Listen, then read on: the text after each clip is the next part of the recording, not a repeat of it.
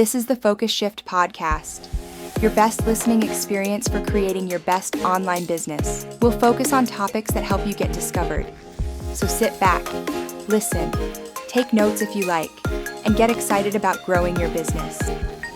Right now, your web browser is quietly learning how to do something it has never really done before. It is learning how to call out a liar. Which is honestly a massive shift. It really is. Right. Because for the last couple of years, we have all been living in this strange era of visual paranoia, You are scrolling through your feed, you see a stunning landscape or a perfectly lit family portrait, and there's this persistent voice in your head whispering like, is this real or did an AI make this? Right. We have all basically become amateur digital forensic experts. Yes. We are zooming in on hands, looking for an extra finger, or checking to see if a background pattern repeats in some weird way. And it is just an exhausting way to consume media. We transitioned incredibly fast from implicitly trusting our own eyes to aggressively cross-examining every single image that crosses our screens. Yeah, the baseline assumption for over a century was that a photograph was a record of reality, unless proven otherwise. Exactly. But now the default assumption is just skepticism. And today, we are doing a deep dive into a massive technological shift that aims to fix that exact exhaustion. We are pulling from a piece published just this morning, May 22, 2026, by PhotoBiz. Very timely stuff. Super timely. The article is titled, "The Quiet AI Announcement That Actually Helps Photographers."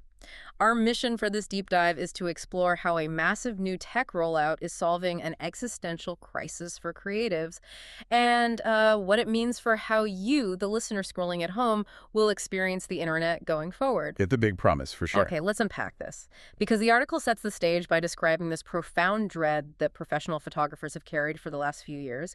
And the fear wasn't just about losing jobs. No, it was much deeper than that. Right. It was the dread that AI imagery would completely flatten their legacy. That clients would literally be unable to tell the difference between a real captured moment and a prompt typed out in 5 seconds. Which, is a totally valid fear. If you're a professional photographer, your entire value proposition is tied to reality. You are capturing a lived experience. Exactly. So when the output, the two-dimensional digital file, can be replicated by a machine in seconds, it creates a real crisis of meaning. But what's fascinating here is that the narrative we usually hear about artificial intelligence is purely about disruption. Right, like taking jobs or automating things. Yeah, it is about automating the human out of the equation. But this source flips that entirely.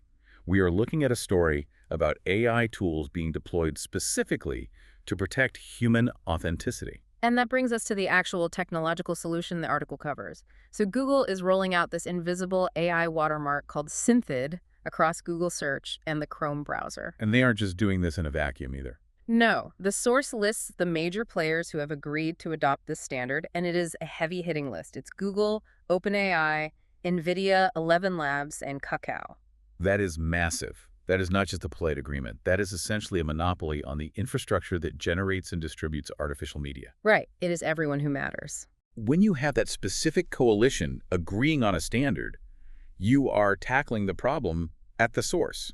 They control the spigot. So by implementing this at the generation level, they are, altering the DNA of the media before it hits the open web? Fundamentally altering it, yes. I want to get into the mechanics of that because the article says SynthID functions by embedding an invisible signal directly into the pixels of AI-generated images.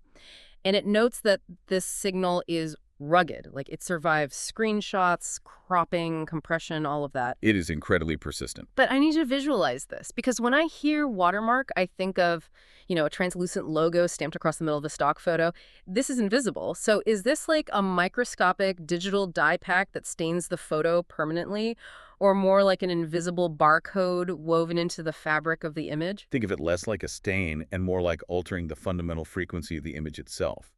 SynthID relies on steganography. Steganography. Okay, what does that actually look like? Well, it doesn't append a hidden file or slap a transparent logo on top.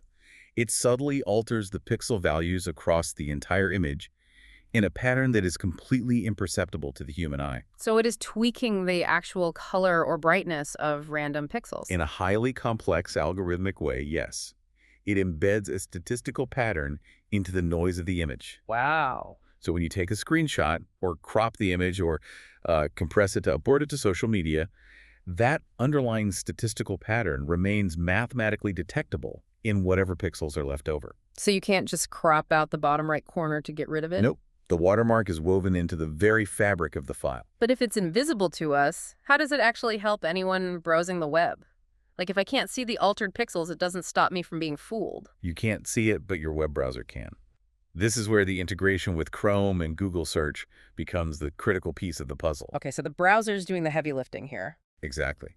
The browser acts as the decoder ring.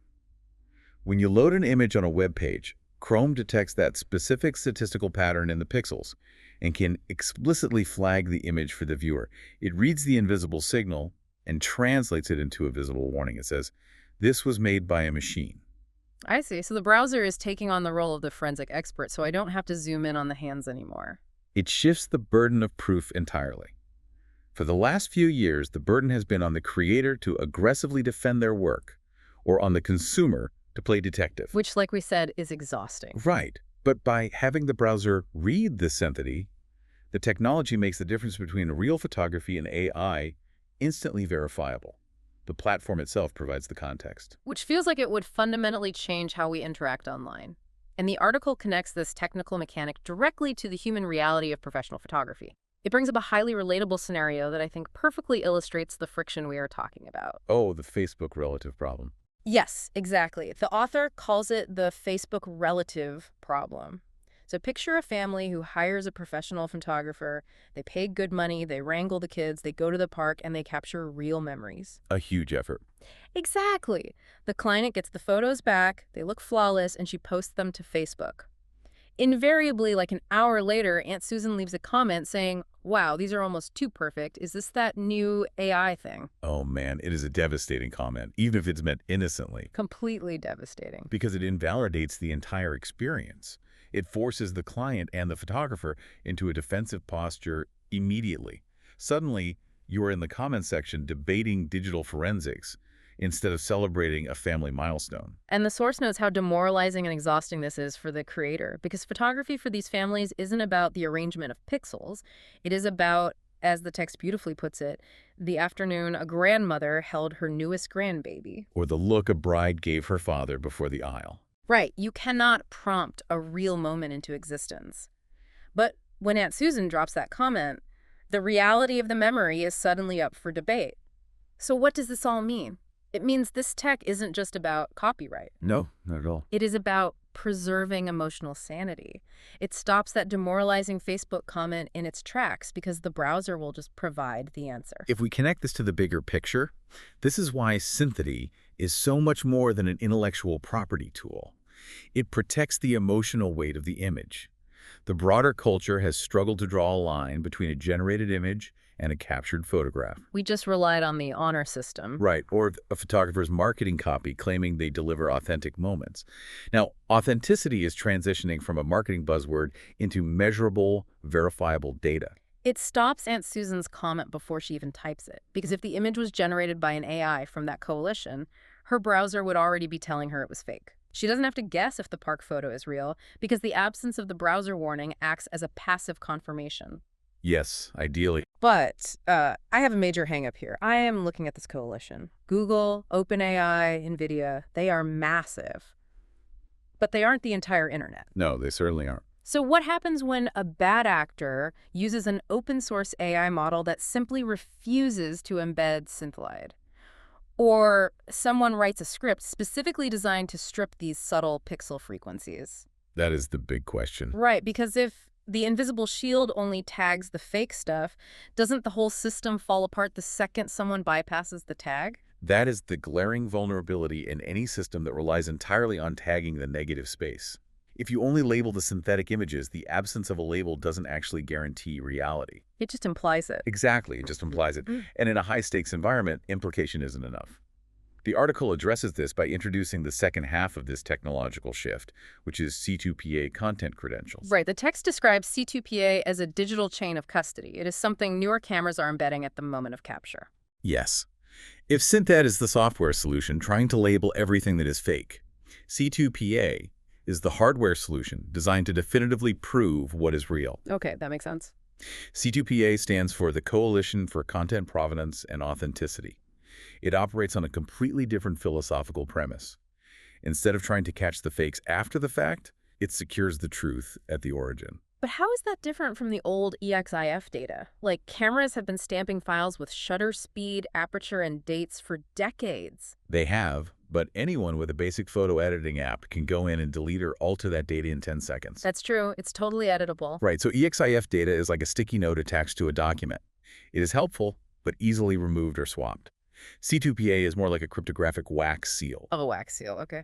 When a C2PA-enabled camera takes a photo, the camera's hardware itself generates a cryptographic signature based on the sensor data at that exact millisecond.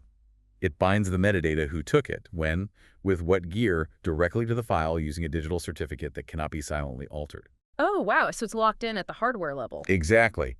If someone tries to open that photo in Photoshop and seamlessly add, an AI-generated dragon into the background, the cryptographic seal breaks. The browser will see that the original chain of custody has been severed. Wait, so we are actually looking at a two-front approach here. SynthID acts as a warning label for the fake stuff, but C2PA acts as a digital birth certificate for the real stuff. You nailed it. But I have to push back on the reality of implementing this for a working professional. If I'm a photographer and my entire livelihood relies on clients trusting that my work is real, are photographers eventually going to be forced to buy these new C2PA cameras just to prove they are legitimate? It sounds incredibly expensive. Right. Like dropping $4,000 or $5,000 right now on a brand new camera body, this sounds like it could easily turn into a massive cash grab by the camera manufacturers, forcing an upgrade cycle on an industry that is already feeling financially squeezed. This raises an important question about the economic friction of adopting these standards. It is a very real anxiety for working pros. But the author of the PhotoBiz article is explicit about this. There is nothing urgent to panic over. So no rushing to the camera store today. The advice is directly against rushing out to buy new gear purely for this feature today. Okay, so the sky isn't falling, and photographers don't need to empty their bank accounts this afternoon. Far from it. The mention of C2PA in the source isn't a mandate to upgrade. It is about situational awareness. It is about understanding the trajectory of the industry standard. Just knowing where things are headed. Right. The hardware authentication will eventually become ubiquitous, just like digital sensors replaced film. But the core argument the author makes is that the technology is simply catching up to the reality of the profession, not replacing the need for trust. The tech provides a receipt for the reality, but the photographer still has to actually deliver the reality. Exactly. The cryptographic signature doesn't build a relationship with a nervous bride. It doesn't coax a genuine expression out of a toddler. The human element is still everything. Yes. The physical act of showing up for someone's hardest and best moments is the actual service. The tech just provides an indisputable record that you were there. Which brings us to how creators actually adapt their businesses in this newly verifiable landscape. Because the source gives some very practical, actionable advice for the coming year. Which is super helpful. Yeah, it suggests that photographers need to change how they talk about their work. It advises them to naturally make authenticity part of how they talk about what they do. Just like talking about using archival paper or available light. The shift in tone is crucial here. A few years ago, if a photographer aggressively advertised, "I actually use a camera and photograph real humans," it would have sounded bizarre. It was just a given. Right, it would be like a chef bragging that they cook with actual heat. Exactly. But the article suggests adding a specific authenticity statement to a website, something on the About page or the investment guide. Yeah, the example they give is really direct. It says, "Every image in this gallery was made by me, with a camera, in real moments with real families." And in 2026, that sentence isn't redundant anymore. It is a core value proposition. It really is. It is stating your medium. When you go to an art gallery, you look at the plaque next to the painting. It tells you if it is oil on canvas or charcoal on paper. The medium matters to the value of the art. Oh, that's a great point. We are entering an era where modern image makers need to formally declare their medium. A digital file is no longer assumed to be a photograph. By stating that your medium is reality, captured through a lens, you are elevating the work from a disposable digital asset to a premium, verified record of human experience. And communicating that effectively is going to be what separates the professionals who thrive from the ones who get swallowed by the anxiety of the AI wave. Definitely. To bring it all together, the core message of this deep dive is surprisingly optimistic. We have spent the last few years drowning in hand-wringing about AI completely replacing artists and erasing truth. It has been a very bleak conversation for a while. Very bleak. But the reality highlighted by this source is that AI was never truly going to replicate the human connection inherent in a photo shoot. A machine can replicate the visual characteristics of a photograph, but it cannot replicate the event itself. Right, the lived experience. The fear was always that the final image would be so flawless and so indistinguishable from a real photograph that the human effort behind the real photograph would be devalued by the consumer. But now, this massive technological rollout, from the invisible SynthID steganography tagging the fakes to the C2PA hardware cryptographically signing the truth, is building an infrastructure to protect that human effort. It really is. It is making it easy for the rest of the world to see and verify the truth without needing to be a forensic expert. It is a victory that restores trust in the visual record. It allows a viewer to look at a deeply emotional family portrait or, a vital piece of photojournalism and actually feel the weight of that reality without that exhausting voice in the back of their head second-guessing it. And that brings it right back to you listening to this deep dive right now.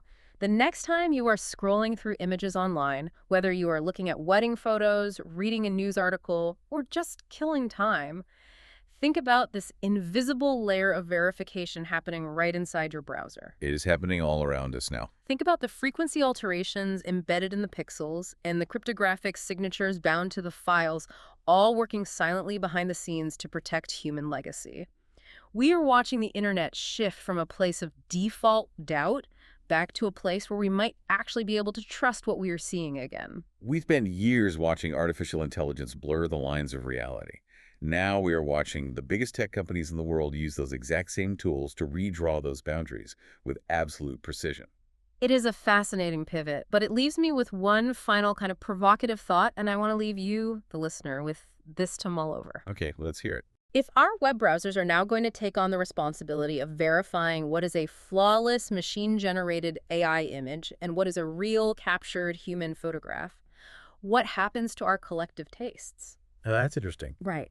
Because if we are constantly bombarded by artificially generated perfection, like perfect lighting, flawless skin, impossible landscapes, and we always know it is fake because Chrome explicitly tells us it is fake, will that flawless AI-generated perfection eventually become incredibly boring to us? It might just become visual noise. Exactly. And will the slight imperfections, the grain, the slightly missed focus, the messy, unwatermarked reality of a human photograph become the ultimate luxury item in the visual world? The flaws become the feature. Yeah. As we move forward into this new era, you have to wonder, how will the very value of perfection change when perfection is just a verifiable cheap machine output and imperfection is the only undeniable proof of a human soul?